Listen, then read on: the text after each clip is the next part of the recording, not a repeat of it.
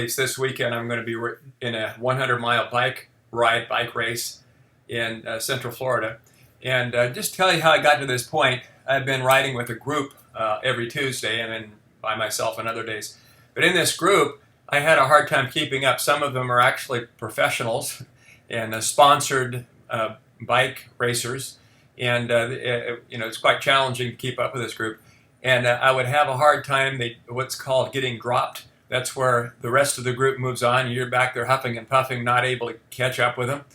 And this had been going on for a while with this group. And then I rode with the group leader. And one thing he said, I noticed you're looking at, we have this Garmin device that tracks our speed, distance, heart rate, and so on. He said, I noticed you're looking at your Garmin device. Why don't you put that thing in your pocket?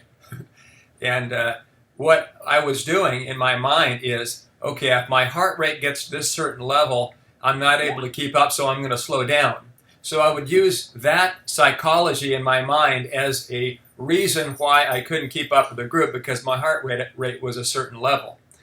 So the first time I did not look at that Garmin device during the ride with the group, I was able to keep up. Not only was I able to keep up, but the first time I stopped looking at that thing, I was the first one to the other end of our ride, where at the turnaround point. I was the first one in that parking lot where we all turn around, and was able to keep up the group all the way back. So it's the psychology that limits our thinking and our results. If we have a limiting belief, what is your limiting belief? I didn't even realize that I had that limiting belief.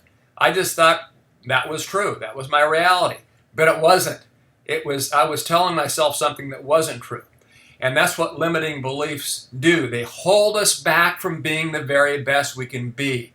The key thing I heard one wise professor say is, never build a case against yourself. Again, never build a case against yourself. And of course, the converse of that is always build a case for yourself. If you're going to build a case, make sure that it's for yourself, for your highest self, for your best results, and eliminate limiting beliefs.